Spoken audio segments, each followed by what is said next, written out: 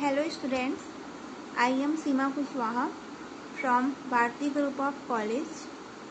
आज हम BSc second year का जो पेपर फर्स्ट है उसका फर्स्ट यूनिट पढ़ेंगे।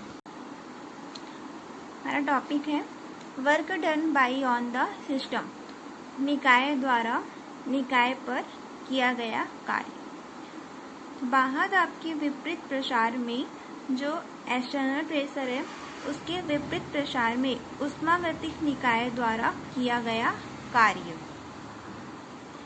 माना किसी चालक पदार्थ के सिलेंडर में एक चलनशील पिस्टन लगा है। यहाँ पे हम चालक पदार्थ के सिलेंडर में तथा इसमें कोई गैस भरी हुई है। यहाँ पे एक चालक पदार्थ सिलेंडर में एक पिस्टन लगा हुआ है। ये है वो पिस्टन है जिस पर गैस भरी हुई है।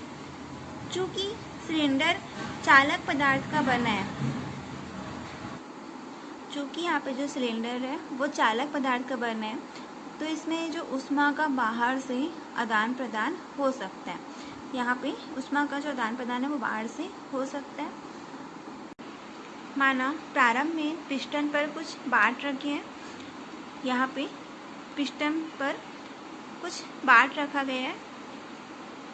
अब यदि पिस्टन पर से बाट हटाते हैं तो गैस का प्रसार होगा। यदि यहाँ पर से हम पिस्टन से बाट हटा देते हैं तो गैस का प्रसार होगा, जिससे जो आयतन है वो बढ़ेगा तथा बाह्य दाब के आयतन वृद्धि में गैस है वो कुछ कार्य करेगी। इसके विपरीत यदि पिस्टन पर बाट और चढ़ाते हैं, इसके विपरीत यदि हम यहाँ पे पिस्टन है ये उस पर बाट और चढ़ा देते हैं तो गैस संपीड़ित होगी, अर्थात आयतन है वो घटेगा।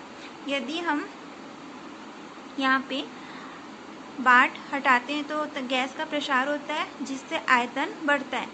और इसके विपरीत अगर हम यहाँ पे बाट और चढ़ाते हैं तो गैस संपीड़ित होगी, जिससे जो वॉल्यूम है आयतन है वो घटेगा तथा बाह्य दाब द्वारा गैस का आयतन घटाने में गैस पर कुछ कार्य किया जाएगा, जिससे बाह्य दाब द्वारा जो गैस का आयतन हम घटा रहे हैं उस पे गैस पर कुछ कार्य किया जाएगा।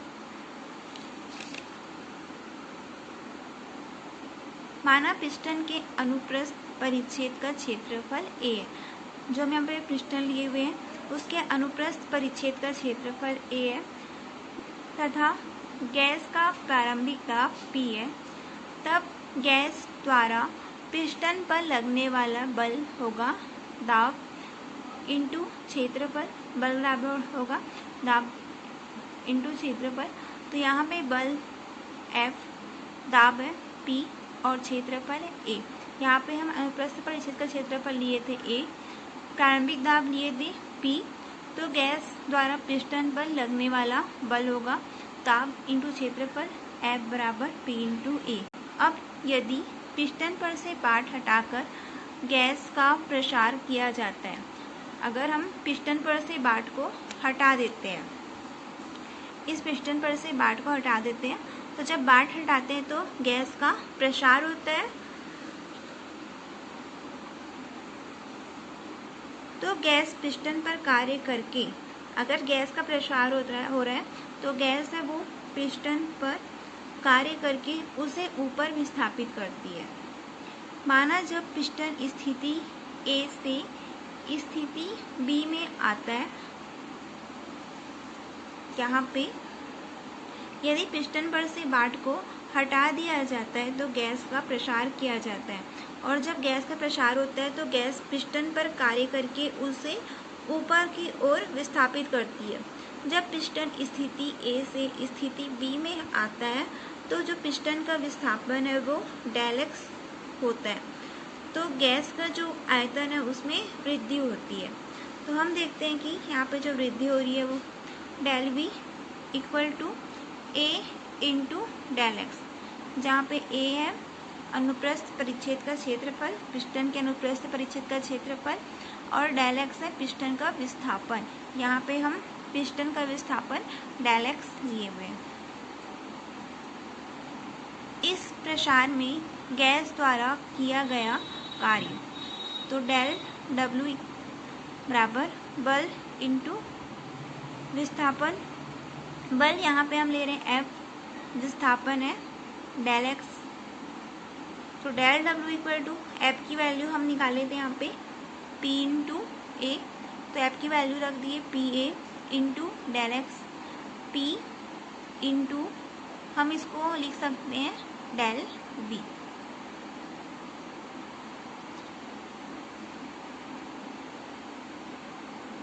यदि दाब P पर गैस का आयतन V1 से बढ़कर V2 हो जाता है, यदि दाब P पर जो गैस का आयतन है वो V1 से बढ़कर V2 हो जाता है, तो गैस द्वारा किया गया कुल कार्य, तो कुल कार्य यहाँ पे होगा W बराबर समेसन डेल W।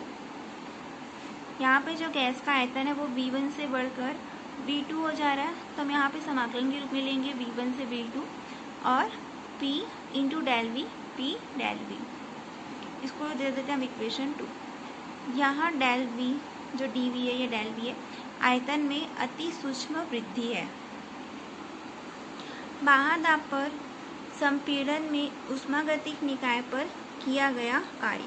अब यहाँ पे हम जो बाह्य दाब है उस पर संपीड़न में ऊष्मागतिक निकाय पर किया गया कार्य निकालेंगे। हमारे पास यहाँ पे दो चीज़ हो रहा था, संपीड़न हो रहा था और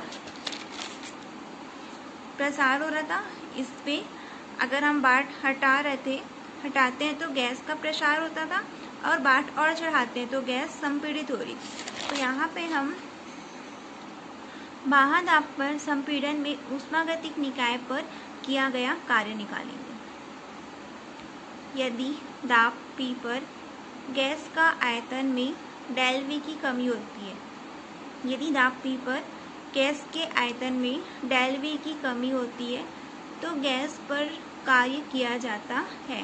तो गैस पर किया गया कार्य, यदि यहाँ पे दाब P पर गैस के आयतन में डेल V की कमी हो रही है तो गैस पर कार्य किया जाता है, तो गैस पर किया गया कार्य होगा del W equal to minus P into del V। यहाँ पे हम लिए हुए थे P डेल V।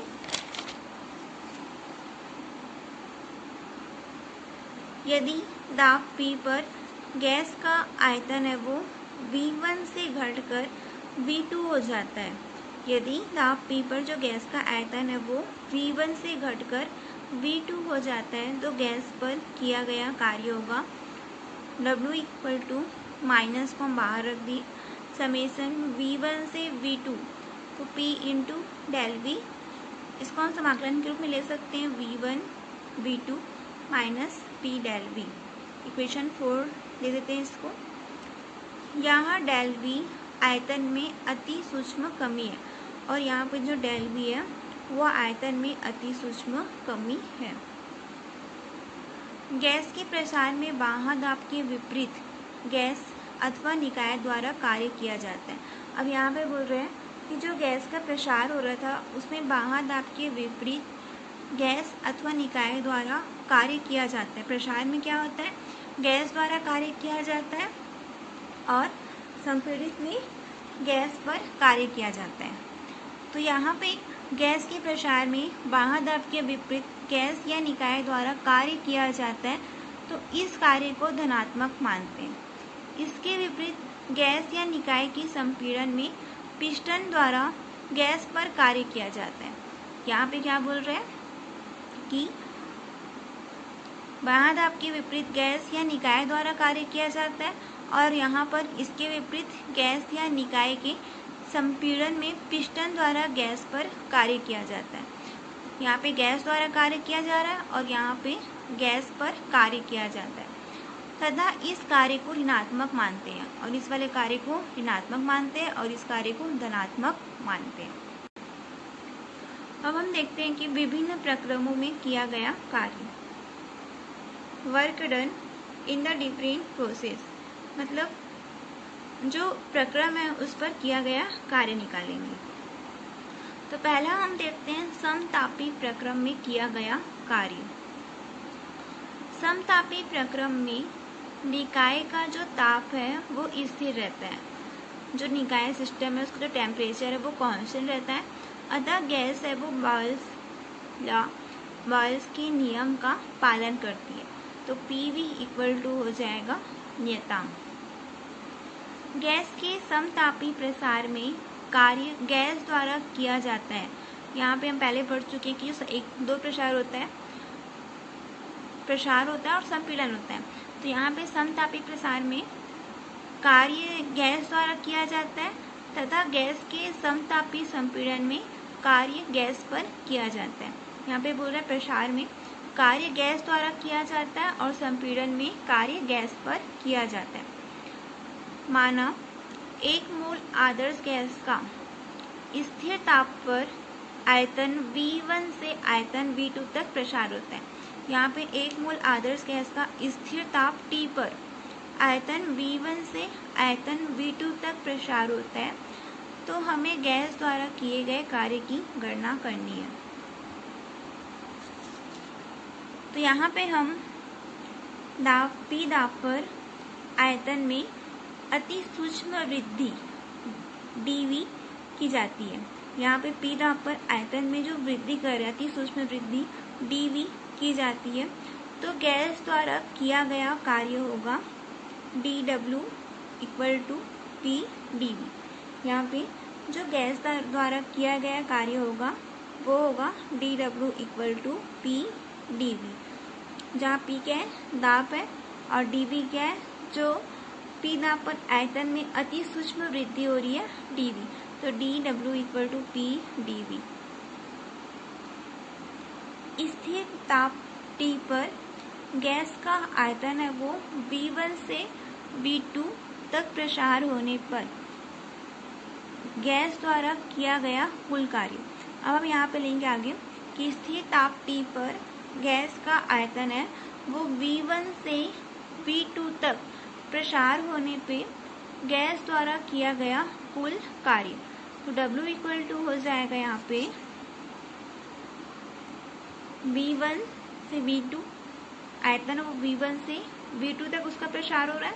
तो V1 से V2 और P dV, यहाँ से हम रखें P dV। तो हम पहले पढ़ चुके हैं कि जो यहाँ पे बॉयल्स लॉ होता है गैस का, बॉयल्स लॉ वो होता है PV इक्वल टू RT। तो यहाँ पे हम वैल्यू निकालेंगे P का, तो ये हो जाएगा RT upon V। PV equal to RT लिए P की वैल्यू निकालें तो RT अपॉन V। अब हम यहाँ पे वैल्यू रख देंगे इस वाली इक्वेशन पे P की वैल्यू, तो ये आ जाएगा W इक्वल टू V2 से V1, P की वैल्यू रख दिए RT upon V dV। W equal to हो गया V2 समाकलन V1 V2 RT upon V dV। अब हम यहाँ पे RT है वो बाहर निकल जाएगा तो 1 अपॉन V बचेगा। तो समाकलन है 1 अपॉन V dV का होता है log EV। यहाँ पे हम लिख लेते हैं समाकलन 1 अपॉन V dV का होगा log EV। तो यहाँ पे हम RT को बाहर निकाल लिए, RT कॉमन निकल गया। तो यहाँ पे हो जाएगा समाकलन V1 V2 1 upon V dV RT log EV V1 से V2 RT log EV। यहाँ पे हम वैल्यू रख दिए इसका upper limit upon lower limit,